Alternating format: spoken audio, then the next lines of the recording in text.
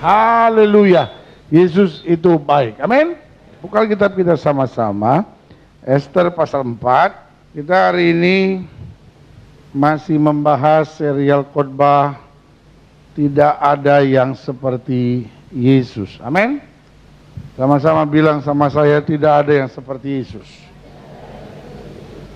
Sama-sama bilang, tidak ada yang seperti Yesus. Amin.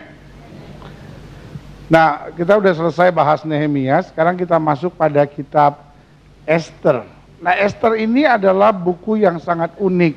Karena Ester adalah satu-satunya buku dalam Alkitab yang nama Tuhan tidak disebut di sana, nama Allah tidak disebut di sana. Jadi Ester adalah salah satu buku atau satu-satunya buku yang sangat unik dalam Alkitab, di mana nama Tuhan sama sekali tidak disebut.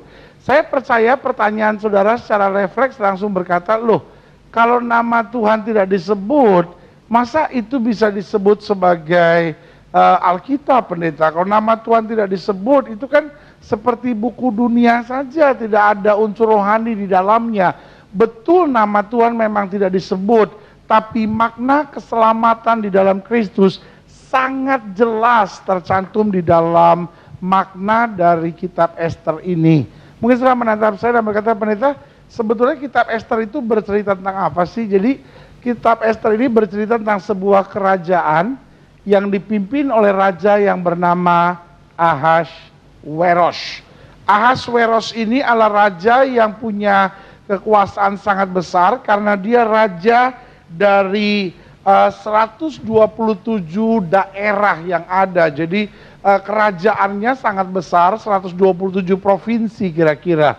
Dan kerajaannya mulai dari India sampai Ethiopia. Berarti seluruh wilayah Asia, seluruh wilayah Afrika dan sebagian Eropa itu masuk wilayah kerajaannya.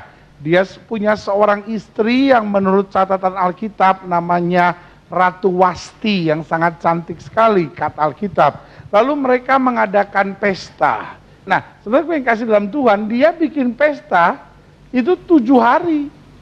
Dan di hari yang ke-7, karena waktu itu zaman dulu kalau pesta begini, yang laki-laki sama laki-laki, yang perempuan sama perempuan, jauh lebih aman daripada sekarang. Loh iya, kalau pesta laki-laki semua, hombreng. Lebih aman, ibu-ibu tenang. Suaminya pesta laki-laki semua, saudara-saudara. Nah, jadi pas di akhir hari ke-7, ini Ahasweros bangga sekali sama istrinya Wasti.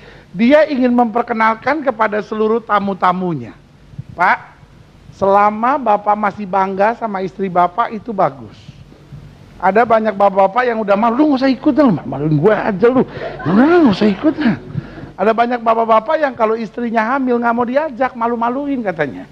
Kan malu. Masih bagus dia masih bisa hamil, puji Tuhan Pak.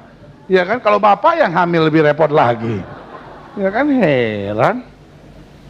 Jadi suami-suami harus bangga sama istrinya, amin. Ada istrinya sampai nangis, Pak ikut dong. Enggak. Yang lain yang malah diajak, la ilaha illallah.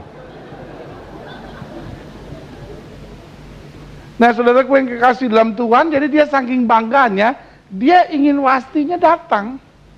Tapi nggak tahu kenapa, Wasti tidak mau datang. Dan akhirnya Ahasweros nggak tahu mesti buat apa. Rupanya Ahasweros anggota STII, Suami Takut Istri Internasional. Dia nggak tahu mesti buat apa. Lalu akhirnya dia ngomong sama seluruh tamu-tamunya. Dia bilang, aku mengundang istriku untuk hadir, lalu istriku tidak mau datang. Kira-kira langkah apa yang harus aku buat? Lalu salah seorang peserta yang datang namanya Memukan bilang begini, Raja, aku mengusulkan, kalau Raja tidak bertindak dengan tegas, ini menjadi presiden yang buruk di istana Raja. Itu berarti semua istri tidak ada lagi yang mau tunduk sama suaminya, karena mereka berpikir, lo terhadap Raja aja Wasti berani begitu, apalagi kita-kita.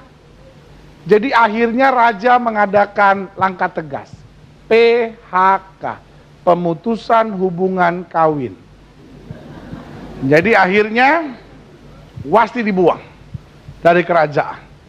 Dan saudaraku yang kekasih dalam Tuhan, apa yang terjadi? Raja mengadakan sayembara. Siapa kira-kira yang akan menjadi ratu setelah Wasti? Setelah diadakan sayembara, semua sudah tereliminasi akibat SMS yang masuk.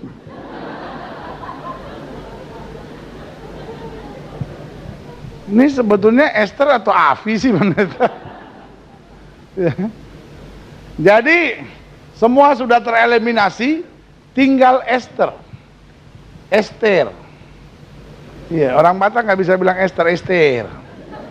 Ya, orang Batak bilang bunga aja nggak bisa, kembang. Tanya sama orang Batak, coba lu bilang bunga, kembang.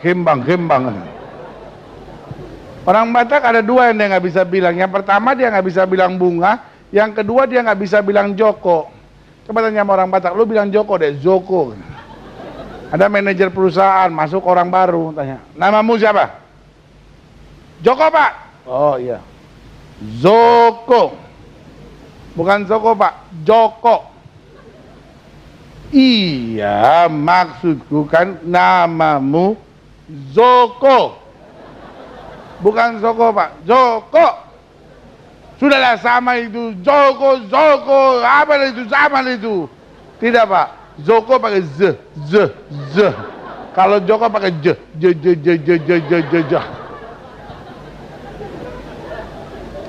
Jadi setelah sayembara terpilihlah Esther. Nah, Esther ini adalah keponakan dari Mordekai Simamora.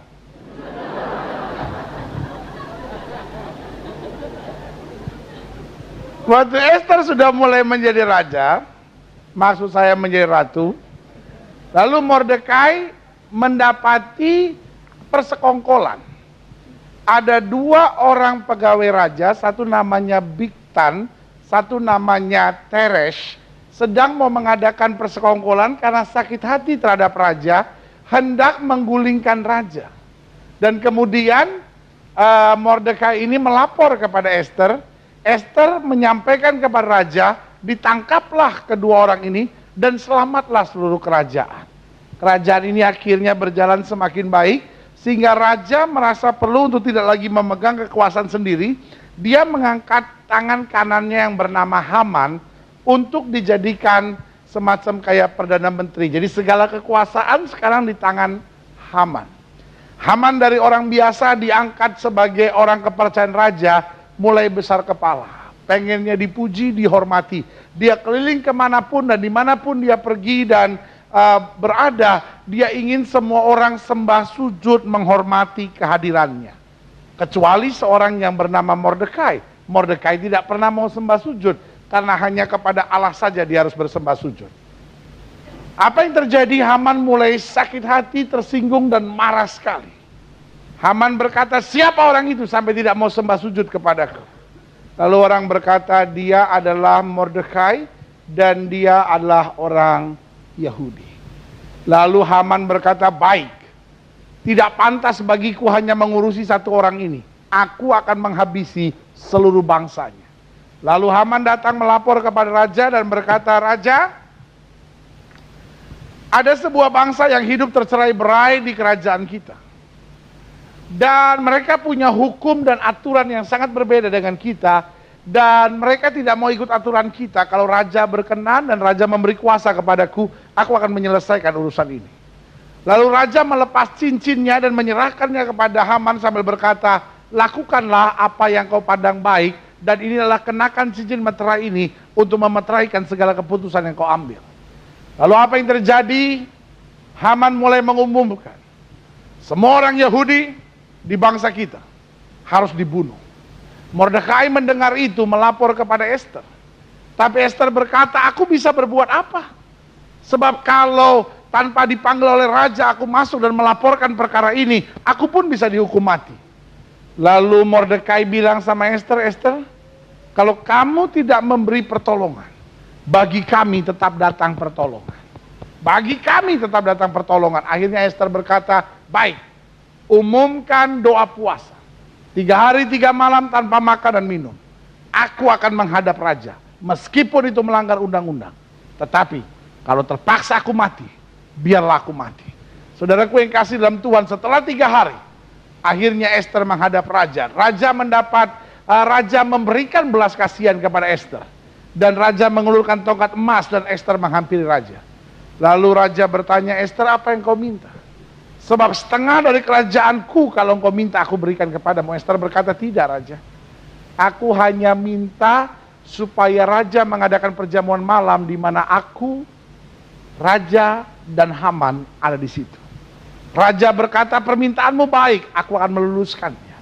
Lalu karena hasil dari doa orang percaya itu, apa yang terjadi? Raja nggak bisa tidur. Jadi ingat, doa puasa itu kuasanya besar. Amin. Karena orang doa puasa, raja nggak bisa tidur. Jadi ingat nih, adik-adik muda nih, khususnya saudara-saudara yang belum menikah nih, kalau sampai saudara nggak bisa tidur, siapa tahu ada yang puasa buat saudara itu. Ya salah satu, ada yang lagi puasa atau saudara lagi disantet.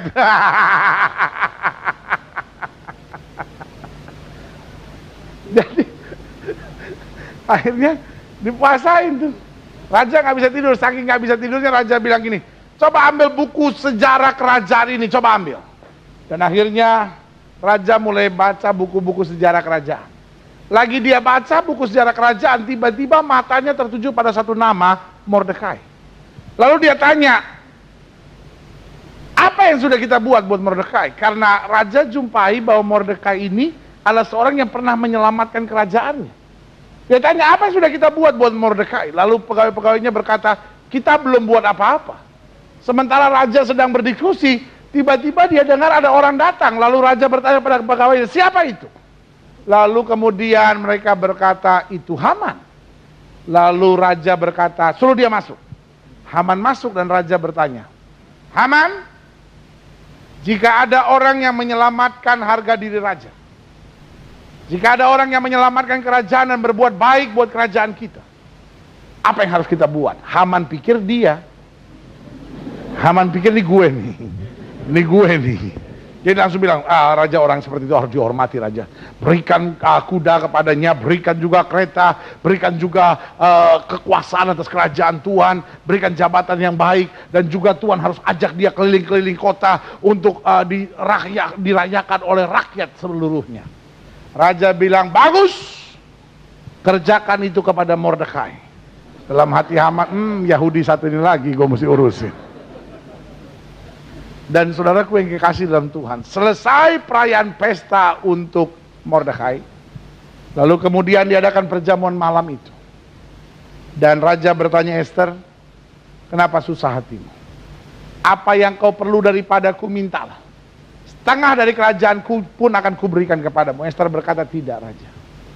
Orang kepercayaan raja telah mengkhianati raja. Dia berusaha membunuh aku dan seluruh keturunan keluarga bangsaku. Raja marah dan berkata, siapa orang itu? Haman orang ini. Saudaraku, Haman sudah buat tiang gantungan untuk menggantung Mordekai. Tiang gantungan yang sama yang harusnya menggantung Mordekai, menggantung dirinya sendiri. Dan kursi kerajaan yang sudah dipersiapkan untuk Haman diserahkan kepada Mordekai. Itu Allah yang kita sembah. Amin. Manusia boleh mereka-rekakan yang jahat, Allah bisa merubah kutuk menjadi berkat dan memberi kemenangan yang luar biasa. Berikan tepuk tangan. Amin. Setelah saya lihat kalau diceritain seneng, suruh baca sendiri males. Pas saya ceritanya gitu. Soalnya dulu waktu bertobat nggak lewat sekolah minggu kali. Soalnya kalau senang diceritain sekolah minggu aja, nggak usah kebaktian umum. Nanti diajak nyanyi, kambing embe, kucing meong, kodok teak, dung teak, dung. Ntar nyanyinya bisa pakai gaya, ya kan? Belalai gajah yang panjang, sayap burung dara, ikan di laut berenang, Tuhan penciptanya.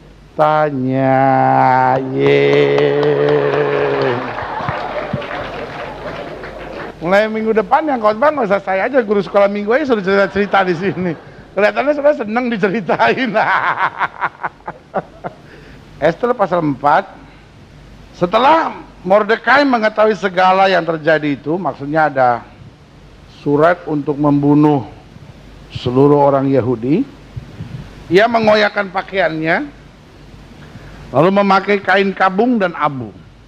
Kemudian keluar berjalan di tengah-tengah kota sambil melolong-lolong dengan nyaring dan pedih. Dengan demikian datanglah ia sampai ke depan pintu gerbang istana raja, karena seorang pun tidak boleh masuk pintu gerbang istana raja dengan berpakaian kain kabung. Di tiap-tiap daerah kemana titah dan undang-undang raja telah sampai, ada perkabungan yang besar di antara orang Yahudi, disertai puasa dan ratap tangis. Oleh banyak orang dibentangkan kain kabung dengan abu sebagai lapik tidurnya atau alas tidurnya. Ketika dayang-dayang dan sida-sida Ester memberitahukan hal itu kepadanya, maka sangatlah risau hati sang ratu. Lalu dikirimnyalah pakaian supaya dipakaikan kepada Mordekai dan supaya ditanggalkan kain kabungnya daripadanya. Tetapi tidak diterimanya. Maka Ester memanggil Hatas, salah seorang sida-sida raja yang ditetapkan baginda melayani dia. Lalu memberi perintah kepadanya menanyakan Mordekai untuk mengetahui apa arti dan apa sebabnya hal itu. Lalu keluarlah Hatas mendapatkan Mordekai di lapangan kota yang di depan pintu gerbang istana raja. Dan Mordekai menceritakan kepadanya segala yang dialaminya, serta berapa banyaknya perak yang dijanjikan oleh Haman akan ditimbang untuk perbendaharaan raja sebagai harga pembinasaan orang Yahudi. Juga salinan surat undang-undang yang dikeluarkan di Susan untuk memunahkan mereka itu diserahkan kepada Hatas supaya diperlihatkan dan diberitahukan kepada Ester.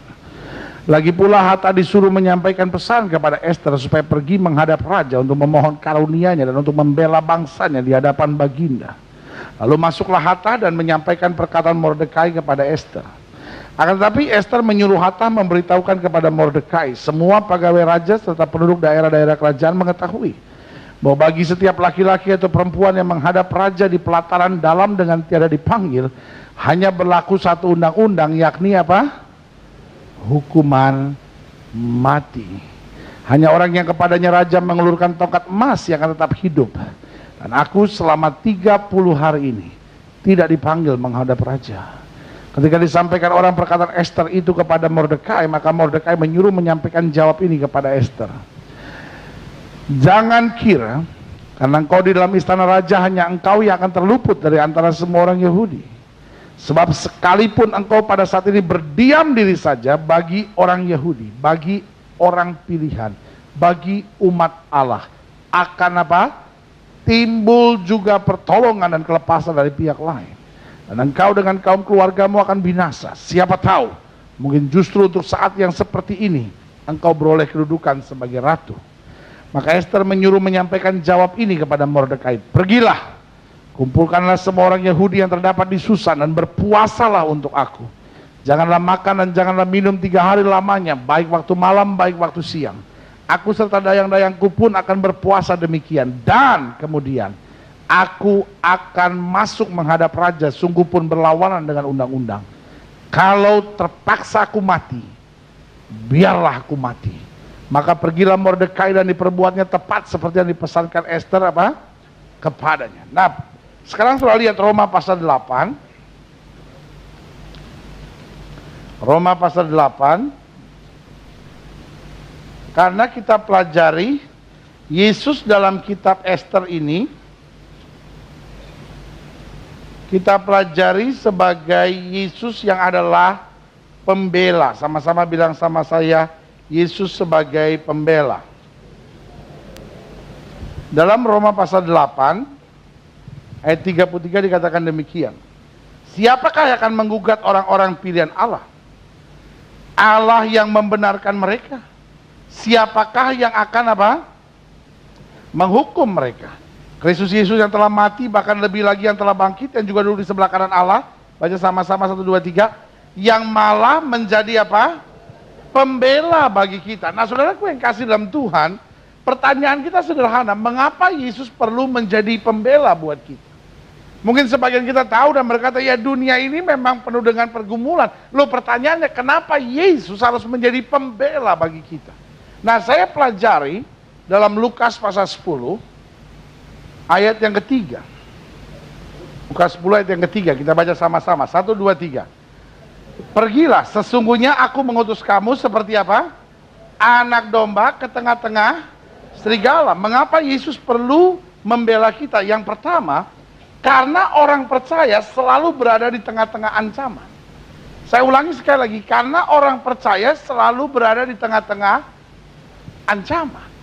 Karena Yesus bilang apa? Kamu itu seperti domba di tengah apa? Serigala. Yesus tidak pernah bilang kamu itu seperti macan di tengah serigala. Yesus tidak pernah bilang kamu itu seperti singa yang buas di tengah serigala. Tidak. Yesus bilang kamu seperti apa? Domba. Amin. Ada banyak orang yang protes lalu bilang, pendeta, saya bingung bangsa ini pendeta. Mau pemilu gereja dibakar. Nanti ada persoalan apa-apa politik, orang percaya disusahin. Nanti ada persoalan apa-apa, pendeta dibunuh. Mau sampai kapan begini terus? Apa orang Kristen di Indonesia ini cuma ngontrak? Jawaban saya sederhana. Kenapa saudara mesti marah? Iya kan? Memang persoalannya pasti begitu. Makanya selalu saya bilang kan, mau siapapun yang jadi presiden, mau siapapun yang jadi pemimpin bangsa ini, izin bangun gereja nggak akan lebih mudah. Amin? Iya kan? Nggak akan jadi lebih mudah, dan kita nggak perlu silih. Kita nggak usah jadi orang Kristen yang, ya kenapa ya, kalau hidup Kristen tantangan terus ya, jadi mesti bagaimana dong kita. Loh, Alkitab sudah bilang, yang menyertai kita lebih besar daripada yang melawan kita, karena yang menyertai kita adalah Tuhan. Itu sebabnya Yesus berjanji, aku akan menyertai engkau. Amin. Karena sebagai orang percaya kita akan lewati ancaman. Jangan sudah berkata, ini karena Indonesia, kali ini Indonesia, mana Pancasila, Pancasila. Cuma nama doang Pancasila. Ada burung Garuda, ganti aja tuh burung jadi capung di situ. Habis lemes sayapnya nggak bisa melindungi semua agama, ganti capung aja di situ. Makanya saya bilang, untung kemerdekaan kita 17 Agustus tahun 45. Ya kan, 17 sayapnya, ya kan, 8 buntutnya, 45 bulu di lehernya. Untung itu. Coba kemerdekaan kita tanggal 1 tahun 1 bulan 1, capung. Capung yang jadi itu. Tanggal 1 bulan 1 tahun 1.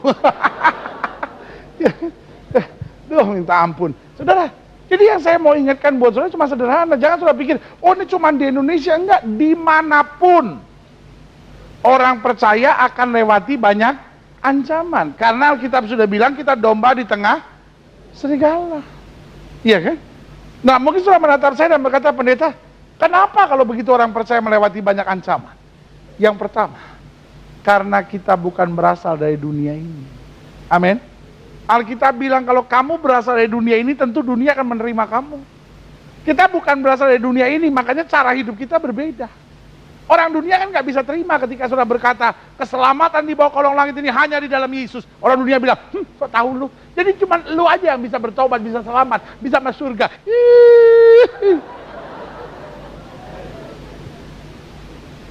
Kita bukan berasal dari dunia ini, cara hidup kita berbeda, itu sebabnya dunia nggak bisa terima. Iya kan? Setan mau pakai apa saja, siapa aja. Setan bisa pakai keluarga saudara. Setan bisa pakai orang dekat sama saudara. Setan bisa pakai orang gereja lain. Setan bisa pakai pemerintah. Setan bisa pakai banyak hal. Tapi sebagai hamba Allah, saya hanya mau ingatkan buat saudara, nggak ada yang pernah perlu kita takuti. Amin. Kita tidak pernah perlu balas yang jahat dengan yang jahat. Kita tidak pernah perlu kecil hati dan sakit hati lalu berkata, sampai kapan begini? Kalau perlu, kita orang Kristen di Kelapa Gading kumpul semua yuk, kita merdekakan Kelapa Gading. Republik Kelapa Gading Serikat. Jawaban saya cuma sederhana, teman. Saudara mau pindah dimanapun, saudara mau pergi kemanapun, orang percaya selalu melewati ancaman.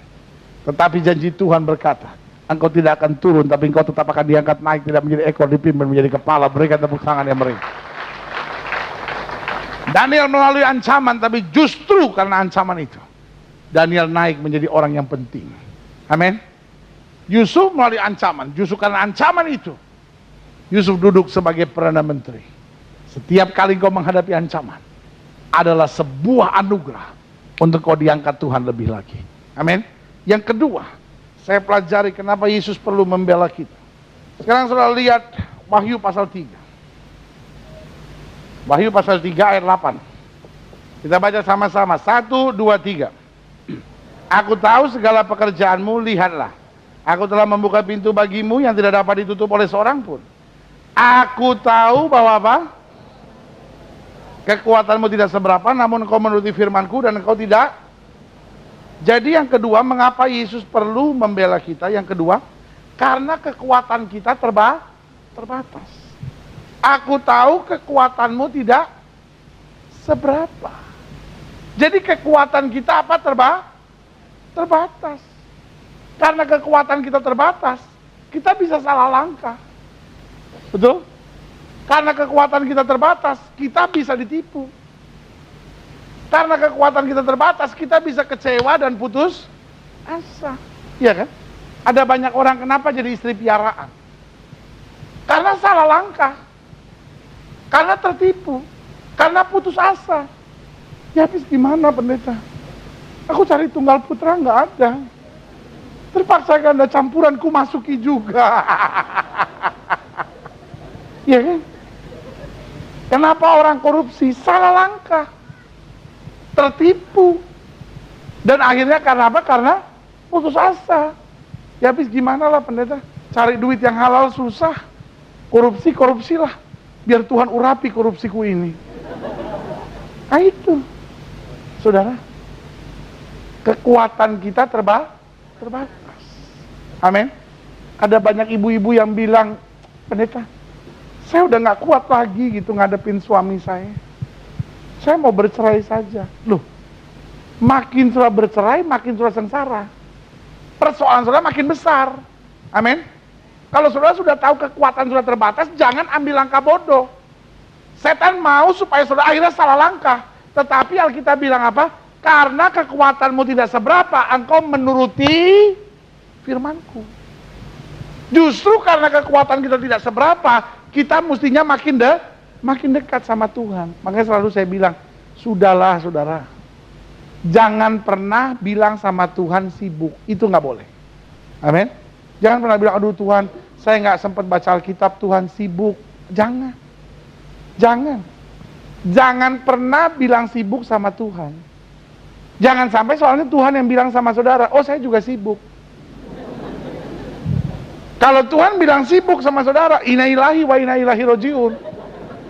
Ya kan? Tuhan, kok saya sesak nih Tuhan? Tuhan, kok saya sesak nih Tuhan? Tuhan, saya kayaknya kurang oksigen nih Tuhan, sorry ya, sibuk. Saya nggak sempat ngasih oksigen ke kamu ini memang. Coba, ya kan? Aduh Tuhan, kok kayaknya darah saya ini tekanan tinggi nih Tuhan. Tuhan, tolong dong Tuhan ya. Sampai kita udah stroke. Jangan dendam dengan Tuhan. Sibuk. Tuhan juga sibuk. Dendam nih ya.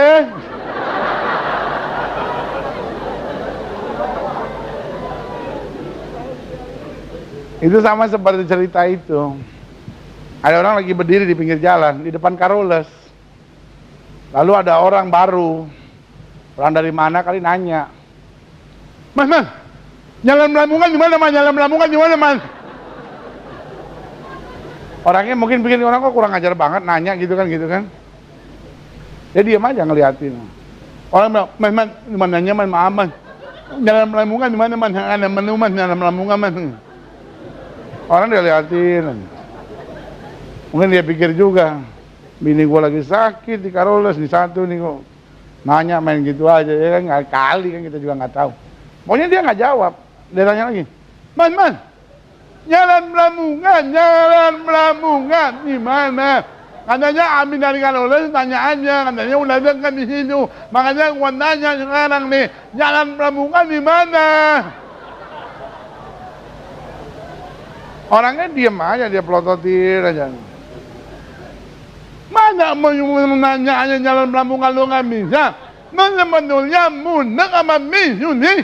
Orang muru-muru mau pergi ke jalan Lamongan, nanya begitu aja lu nggak bisa jawab. Jawab nama kasih tahu yang benar. Wala benar nih kalau gua tunjukkan gimana? Orangnya diam aja, dia liatin. Akhirnya Tuhan bilang, nengok alim nyonang. Ya jalan. Marah yang bintang ini marah. Udah dia pergi, ya udah, orangnya juga diam. Gak lama kemudian ada orang yang ngeliatin dari jauh. Dia datengin, dia tanya, Mas, kok orang tanya nggak dijawab? Yang kalau gua jawab udah bingung.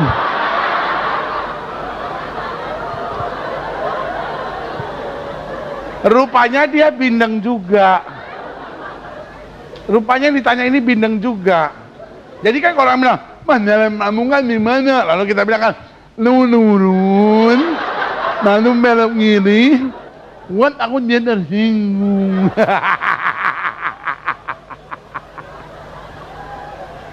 Aduh, minta ampun. Jadi saudara, sama Tuhan itu jangan hitung-hitungan.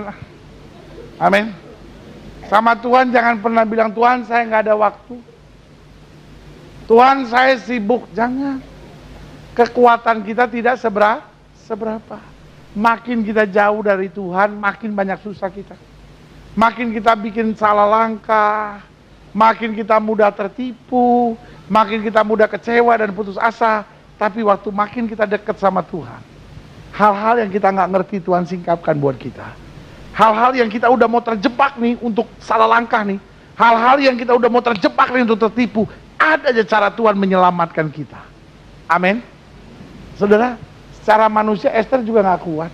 Esther udah bilang sama Mordekai, aku nggak bisa buat apa-apa. Tetapi akhirnya dia menyadari, puasalah untuk aku. Dengan lain kata, selama aku tetap berdoa kepada Tuhan, ada jalan keluar. Dengan berani dia bilang, kalau terpaksa aku mati, biarlah aku mati. Ini mengajar kepada kita, orang-orang yang dekat sama Tuhan dan mengandalkan Tuhan akan melihat hal-hal yang dahsyat dan luar biasa dalam hidupnya. Berikan tepuk tangan yang meriah. Amin. Kenapa Yesus perlu membela kita? Yang pertama, karena orang percaya selalu berada di tengah-tengah apa? Ancaman. Yang kedua, karena apa? Kekuatan kita terbatas. Kita dapat salah langkah, kita mudah tertipu, kita bisa kecewa dan putus asa. Lalu yang ketiga, mengapa Kristus perlu membela kita? Coba lihat 1 Yohanes 2. 1 Yohanes 2 ayat 17. Dikatakan apa di situ? Dan baca sama-sama 1 2 3. Dan dunia ini sedang lenyap dengan apa? Keinginannya, tetapi orang yang melakukan kehendak Allah dikatakan apa? Jadi yang ketiga, mengapa Yesus perlu membela kita? Karena dunia ini bukan tujuan akhir.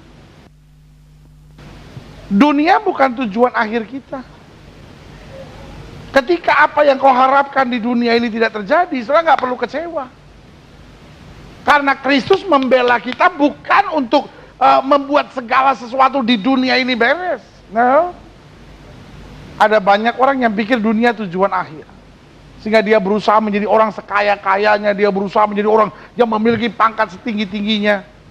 Saya tidak bilang bahwa itu salah. Saya tidak bilang bahwa semakin saudara menderita, kemuliaan Tuhan semakin nyata, saudara-saudara. Karena itu marilah kita semua berdoa supaya penderitaan terus-menerus datang dalam hidup kita. Sampai seorang ibu bersaksi, saudara-saudara, saya bersyukur sama Tuhan, saudara-saudara. Suami saya diambil orang, saudara-saudara. Lalu anak-anak saya hidup dengan narkoba, saudara-saudara. Lalu nenek saya satu-satunya penghiburan buat saya, baru aja kemarin kecebur di sumur, saudara-saudara. Puji Tuhan, saudara-saudara. Rumah saya udah disita sama bank, saudara-saudara. Dan utang saya banyak sekali. Oh haleluya. Penderitaan saya bertumpuk-tumpuk. Biar kemuliaan Tuhan nyata. Itu mah orang stres. Dari mana saudara dapat konsep begitu? Buat saya nggak gitu. Buat saya hidup Kristen kalau sudah benar sudah diberkati. Amin. Bukan berarti sudah nggak lewati penderitaan, sudah lewati penderitaan. Tetapi penderitaan buat kita justru makin dekat sama Tuhan. Amin. Sampai sini sudah ngerti mau saya? Iya kan? Tetapi berkat tidak boleh menjadi apa? Tujuan akhir. Ada banyak orang karena mengejar berkat menghalalkan segala cara. Ada banyak orang karena mengejar berkat melupakan tanggung jawabnya dalam keluarga. Ada orang karena mengejar berkat melupakan hubungannya dengan Tuhan. Tidak punya waktu lagi dengan Tuhan. Sebagai hamba Allah, kembali saya tegaskan buat saudara. Dunia bukan tujuan akhir. Amin. Segala sesuatu kalau Tuhan percayakan, tujuan akhir kita cuma sederhana. Yang pertama, supaya lewat hidup kita nama Tuhan dipermuliakan. Amin. Yang kedua, supaya hidup kita jadi berkat buat lebih banyak orang. Dan yang ketiga, tujuan akhir kita, supaya kita bisa kerja lebih keras buat Tuhan. Amin. Kalau sudah diberkati, supaya sudah bisa kerja lebih keras buat Tuhan. Jangan berkat sudah banyak, lalu jabatan sudah baik, banyak hal Tuhan sudah kerjakan, lalu kita malah lupa sama Tuhan. Jangan. Justru kita harus kerja lebih sungguh-sungguh. Karena apa? Karena kita tahu dunia ini sedang lenyap dengan segala keinginannya. Dunia bukan sekedar tempat di mana saya menerima semua-muanya. Dunia hanya tempat kita bekerja keras. Kalau Tuhan percayakan sesuatu buat kita, tujuannya supaya kita bisa jadi berkat dan menyenangkan hati Tuhan. Yang kedua, supaya kita bisa jadi saksi Tuhan bagi sesama. Dan yang ketiga, supaya kita bisa kerja keras lagi sampai kita lihat lutut bertelur lidah mengaku Yesus Kristus Tuhan, bagi kemuliaan Bapa di sorga. Berikan tepuk tangan yang meriah buat Tuhan. Amin. Mengapa Yesus perlu membela kita? Yang pertama, karena orang percaya melewati banyak apa? Ancaman. Yang kedua, kenapa Kristus harus membela kita? Karena kekuatan kita terbatas. Yang ketiga, kenapa Yesus harus membela kita? Karena dunia ini bukan tujuan akhir. Dan yang keempat, yang terakhir, coba selalu lihat 2 Korintus pasal 10. 2 Korintus 10 ayat 3. Kita baca sama-sama ya, 1, 2, 3. Memang kami masih hidup di dunia, tapi kami tidak berjuang secara duniawi. Jadi yang keempat, mengapa Kristus perlu membela kita? Yang keempat, karena tanggung jawab kita berat. Kita hidup di dunia, tapi tidak berjuang secara apa? Duniawi. Kalau kita hidup di dunia dan berjuang secara duniawi, saya beri nama tanggung jawab kita mudah. Tapi justru karena kita hidup di dunia, tetapi apa? Kita tidak berjuang secara duniawi. Nah, itu yang saya bilang tanggung jawab kita berat.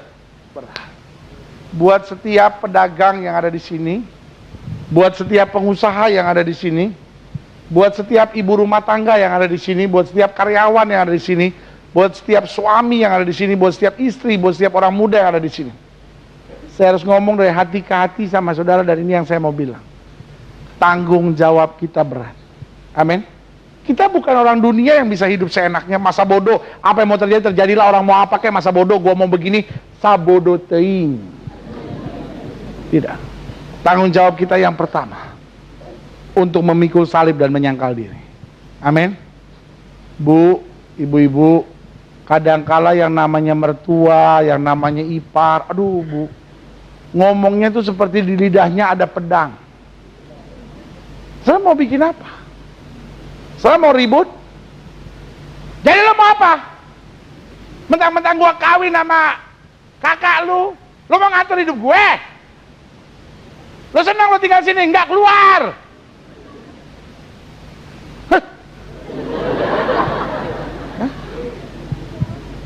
Pikul salib sangkal. Hendaklah kau iring Yesus, pikul salib. Jangan takut dan gelisah, pikul salib. Amin. Pak, mungkin saudara menatap saya dan bilang, pendeta, kalau saya mau bohong aja pendeta, untung saya bisa 4 kali lipat. Tapi ingat, kita harus pikul salib sangkal di. Anak-anak muda ingat, kalau engkau pacaran ingat, orang dunia bisa buat mau-mau dia, tapi saudara nggak bisa, tanggung jawab saudara berat. Engkau harus pikul salib sangkal diri. Malam minggu duduk bersebelahan. Mazmur 23 ayat 1. Tuhan adalah gembala. Tinggal yang wanita di sebelah. Takkan kekurangan aku. Ia membaringkan aku di padang yang berumput hijau, dan membimbing aku ke air yang tenang. Ia menyegarkan jiwa. Yang wanita. Sekalipun aku melewati lembah kekelaman, aku tidak takut bahaya, sebab gadanya dan tongkatnya menjadi penghiburan bagi aku. Selesai sampai ayat terakhir, berdiri berdua. Amin. Amin. Amin.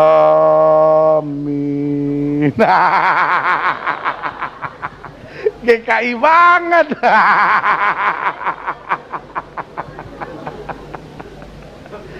Hey, tanggung jawab kita berat. Amin.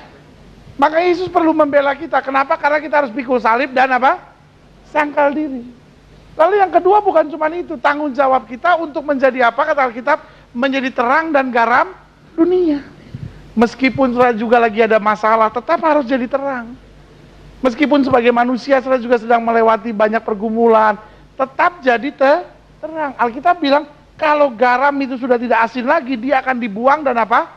Diinjak-injak orang. Tanggung jawab kita berat, karena yang pertama apa? Kita harus pikul salib dan sangkal diri. Yang kedua, kita harus jadi terang dan garam. Lalu yang ketiga apa tanggung jawab kita? Matius 5 ayat 48 bilang, haruslah kamu menjadi apa? Sempurna, sama seperti Bapamu di sorga adalah sempurna. Kata yang dipakai di sini saya suka, katanya adalah haruslah. Sama-sama bilang sama saya, haruslah. Apa artinya haruslah? Berarti there is no other choice. It's a must. Itu sebuah keharusan. Kalau Alkitab bilang, ya usahakanlah kamu sempurna. Kalau bisa syukur, kalau nggak bisa ya mau dibuat apa. Yang penting juga namanya usaha. Maka saya beri nama tanggung jawab itu ringan. Tapi tanggung jawab kita berat karena harus. Tuhan nggak mau peduli mau air mata mengalir, mau keringat bercucuran, perjuangan kita harus sampai menjadi sempurna. Lalu mungkin setelah menatap saya dan berkata, pendeta, setega itu Tuhan sama saya? Jawabannya sederhana. Yesus bilang apa? Aku tidak meninggalkan kamu sebagai yatim piatu. Aku memberi seorang penolong lain yang akan menyertai kamu selama-lamanya. Itulah pembela buat kita, yang akan menguatkan kita, yang akan memampukan kita, menyempurnakan kita, menuntun kita dari kemenangan, lepas pada kemenangan, dan memasuki kemuliaan Tuhan yang luar biasa. Berikan tepuk tangan yang meriah buat Tuhan. Kita bangkit berdiri, kita datang pada Tuhan. Saudaraku yang kekasih dalam Tuhan, pergumulan selalu ada, tapi Yesus adalah pembela buat kita. Amin. Dia bukan hanya menjadi juru selamat buat kita, tapi dia mampu merubah kutuk menjadi berkat dalam hidup kita. Haleluya. Kita datang pada Tuhan. Kita katakan, Engkaulah kekuatanku, tempat perlindungan. Saat badai menerpa, aku tak akan goyah. Bilang sama Tuhan, Tuhan, Engkau pembelaku, aku tidak perlu takut. Haleluya. Engkaulah kekuatanku, katakan tempat perlindunganku, tempat perlindunganku. Katakan saat badai menerpa, saat badai menerpa. Katakan aku tak akan goyah, tak akan goyah. Katakan aku tak akan goyah, aku tak akan goyah, sebab Kau sertaku. Nyanyi sekali lagi, katakan, Engkaulah kekuatanku, Engkaulah kekuatanku.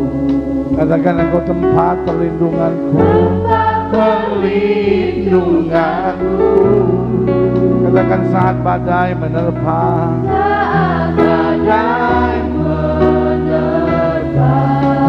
Katakan aku tak akan goyah, aku tak akan goyah.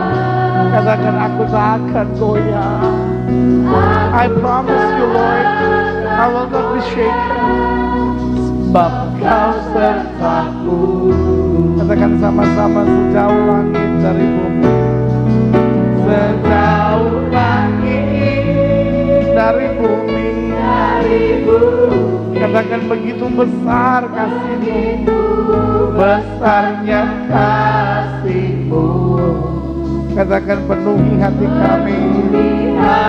kami, menyembah-Mu, Yesus. Sejauh langit dari bumi, begitu besarnya kasih-Mu. Katakan Kaulah Tuhan, kekuatanku, sukacitaku. Musik main dengan sangat lembut. Yesus bukan hanya juru selamat bagimu, tetapi Dia juga pembela. Dia pembela yang memberi kemenangan bagimu. Dia tidak menjauhkan saudara dari ancaman, tetapi Dia mengubah setiap kutuk menjadi berkat. Jangan lari, jangan takut, jangan khawatir. Jangan akhirnya merasa gak tahu lagi jalan apa yang harus kau tempuh. Ingat, Dia pembela buat kita. Kekuatan kita memang tidak seberapa. Kadang-kadang kita bilang, Tuhan saya udah gak kuat lagi. Kadang-kadang kita bilang, Tuhan sampai kapan semuanya ini harus terjadi. Kadang-kadang kita udah berteriak, Tuhan secara manusia saya gak bisa Tuhan. Tapi Tuhan menatapmu dan berkata, anakku, aku yang akan memberi kekuatan bagimu. Jika itu doamu, taruh tangan kananmu di dada dan saya mau doamu. Saudara ingat, tanggung jawabmu berat. Karena dunia bukan tujuan akhir kita. Tujuan akhir kita bagaimana nama Yesus dipermuliakan. Tujuan akhir kita bagaimana hidup kita bisa jadi berkat. Tujuan akhir kita bagaimana kita dapat semakin kerja keras bagi Tuhan dan menyatakan kemuliaan. Jika itu doamu, taruh tangan kananmu di dada. Ingat, kalau apa yang kau harapkan belum terjadi dalam hidup ini, kau usah kau putus asa. Dunia bukan tujuan akhir. Sejauh nama Tuhan dipermuliakan dalam hidupmu, itu adalah hal yang dahsyat di hadapan Tuhan. Jika itu doamu, taruh tangan kananmu di dada dan bilang, Tuhan ini hidupku, ini hidupku, terima aku apa adanya, dan aku mau berjalan dalam terang Tuhan. Setiap saudara yang didoakan boleh taruh tangan kanan saudara di dada. Dan setiap saudara yang didoakan yang taruh tangan kanan saudara di dada boleh angkat tangan dua-dua tinggi-tinggi. Dan saya mau doa sekarang Bapa dalam nama Yesus. Lihat tangan anak-anakmu yang terangkat dua-dua di hadapan Tuhan. Hari ini kami belajar bagaimana Kristus menjadi pembela di dalam kitab Ester. Bagaimana diangkatnya semua musuh-musuh. Bagaimana dibelanya orang-orang benar. Bapak, kami angkat tangan kami dua-dua. Karena secara manusia kami melihat orang percaya melewati banyak ancaman. Secara manusia kadang-kadang kami berkata, sampai kapan semuanya ini. Tetapi ketika kami memandang kepada Kristus, kami melihat pembelaan Tuhan sempurna. Tidak pernah Kau berikan pencobaan lebih daripada kemampuan anak-anak-Mu. Bahkan 1000 boleh rebah, 10.000 boleh rebah, tetapi itu tidak akan menimpa kami, karena malaikat Tuhan berkemah di sekeliling orang yang takut akan Tuhan. Bapak, lihat tangan-tangan yang terangkat, Bapak lihat hati yang terbuka, Bapak lihat hidup yang dipersembahkan. Bapak berdoa di dalam nama Yesus, sehingga satu persatu Tuhan boleh mengalami pembelaan Tuhan, baik di masa mudanya, baik di usahanya, baik di dagangnya Tuhan, baik di pekerjaannya, baik di keluarganya, rumah tangganya, di dalam nama Yesus. Sehingga kami boleh lihat pembelaan Tuhan. Setiap saudara angkat tangan dua-dua, ingat, Yesus bukan hanya juru selamat yang menyelamatkan jiwamu.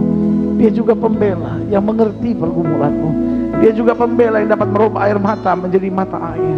Dia pembela yang dapat merubah kutuk menjadi berkat, ratapan menjadi tali-talinya. Terima kasih Bapak. Bapak hamba juga doa buat yang sakit, karena hamba percaya kesembuhan hak mutlak kami sebagai orang percaya.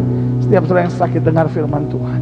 Kalau kita berkata, tanda-tanda ini akan menyertai orang percaya bahwa mereka akan tumpang tangan buat yang sakit, dan yang sakit akan disembuhkan. Jika engkau sakit dan kau percaya kuasa kesembuhan Tuhan, dengan iman letakkan tangan kananmu di bagian tubuhmu yang sakit, angkat tangan kirimu ke atas sebagai tanda kau bergantung, percaya, berharap sepenuhnya pada Tuhan. Kita doa. Bapa, janjimu ya dan amin itu kami percaya. Firmanmu berkata orang percaya akan tumpang tangan buat yang sakit, dan yang sakit akan disembuhkan. Dengan iman kami praktekkan firman Tuhan ini. Kami letakkan tangan kanan kami di bagian tubuh kami yang sakit. Kami tolak sakit penyakit, kami tolak kelemahan tubuh, kami tolak campur tangan kegelapan. Kami patahkan kuasanya di dalam nama Yesus. setan sakit penyakit, kau tidak punya kuasa atas tubuh orang percaya. Karena tubuh kami telah dibeli dengan harga yang mahal, itu darah Yesus. Oleh darah yang tercurah, tubuh kami adalah bait Roh Kudus, bukan tempat penyakit. Kami perintahkan keluar di dalam nama Yesus. Kuasa kesembuhan mulai bekerja, mujizat Tuhan mulai terjadi. Oh, kuasa kesembuhan itu berlaku karena kami percaya Yesus kami tidak berubah, dulu, kemarin, hari ini, dan sampai selama-lamanya. Oh, dengan iman kami nyatakan oleh bilur-bilur Kristus, kami yang percaya sudah dijamah dan disembuhkan Tuhan dengan kuasa yang luar biasa. Haleluya. Oh, kami bersorak, kami bersuka cita. Kami tahu janji-Mu ya dan amin dalam hidup kami. Terima kasih Bapa, terima kasih Bapa. Setiap saudara yang sudah didoakan untuk kesembuhan, tanamkan dalam rohmu, aku sembuh oleh bilur Yesus. Jangan bimbang, karena Alkitab berkata sesuai dengan imanmu jadi padamu. Dan kayu salib Yesus berkata sudah selesai. Semua harga dosa, harga penyakit, harga penderitaan sudah diselesaikan Yesus dan kayu salib. Tinggal kau imani, dan bagimu tidak ada perkara yang mustahil. Silakan turunkan tangan, Tuhan berkati. Bapa, ke dalam tangan Tuhan yang kuat, hamba menyerahkan jemaat-Mu. Pagar dan benteng itu Tuhan sertai, sehingga mulai hari ini apapun yang mereka kerjakan berhasil dalam nama Yesus. Kemanapun mereka pergi, berkat Tuhan menyertai. Dimanapun Tuhan tempatkan, mereka akan jadi saksi Tuhan yang menyatakan kemuliaan-Mu. Bahkan digenapkan firman-Mu dalam hidup mereka, bahwa satu orang bertobat, seluruh isi rumah tangga diselamatkan. Sehingga kami semua dapat berkata, aku dan sisi keluargaku, kami melayani Tuhan. Bapak, genapkan firman-Mu. Kami tidak akan turun, tapi diangkat naik, tidak menjadi ekor, dipimpin menjadi kepala. Dituntun dari kemenangan, lepas pada kemenangan. Masuk dalam kemuliaan Engkau. Kami bangga punya Tuhan seperti Engkau. Dan kami mau setia. Tutup mata kita, angkat tangan kita dua-dua. Nyanyikan pujian sekali lagi, katakan Engkaulah kekuatan.